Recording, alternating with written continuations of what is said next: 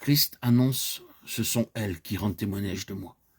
À ceux qui peuvent le recevoir, il indique qu'il est lui-même le chemin ou l'échelle qui mène au ciel, le moyen nécessaire d'y parvenir. Référons-nous naturellement à Jean 1,51. Lisons le verset 47. Jésus, voyant venir à lui Nathanaël, dit de lui, « Voici vraiment un Israélite dans lequel il n'y a point de fraude. » Voici un Israélite. Que pouvez-vous dire à un Israélite pur qui recherche le royaume des cieux et la vie éternelle? À un homme qui est vrai, à un homme qui est honnête. Le Seigneur l'a vu sous le figuier, donnant vraiment libre cours à sa quête du royaume des cieux et de la vie éternelle. Si ce que le Seigneur Jésus a dit de lui est une indication de ce qui se passait dans son cœur, il était de ceux qui recherchaient les bénédictions d'Israël. Nathanaël savait exactement ce à quoi le Seigneur se référait. Nathanaël était vraiment un Israélite dans lequel il n'y avait point de fraude. Rappelons l'incident auquel le Seigneur s'est référé. Jacob arriva dans un lieu, il prit une pierre dont il fit son chevet, il se coucha dans ce lieu-là, et il eut un songe. Et voici une échelle était appuyée sur la terre, et son sommet touchait au ciel.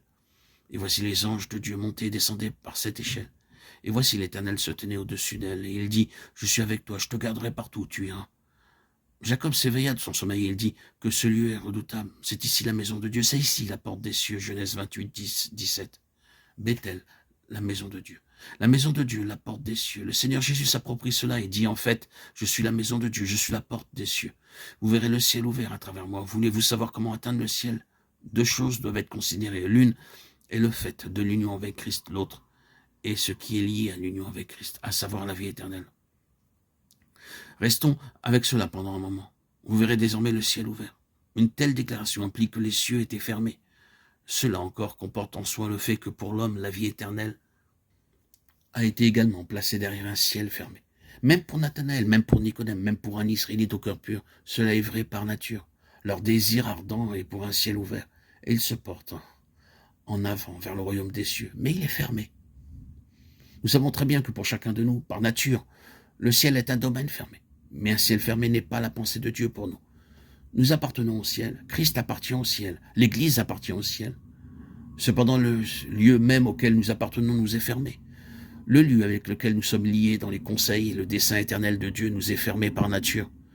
Cela a sa manifestation la plus terrible en ces moments de la croix, quand le Seigneur Jésus, se tenant à la place de l'homme dans son état de pécheur, s'est écrié « Mon Dieu, pourquoi m'as-tu abandonné ?»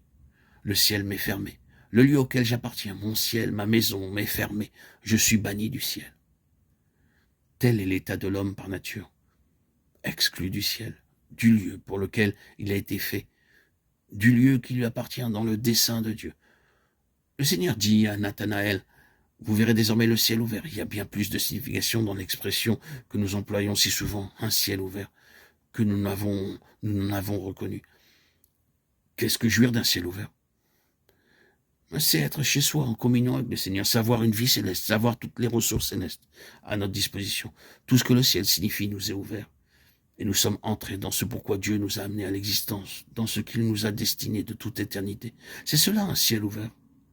Vous verrez désormais le ciel ouvert. Alors la recherche du cœur est satisfaite. La promesse réalisée, le principe du ciel ouvert ou de la vie céleste est ce qui s'appelle la vie éternelle en Christ.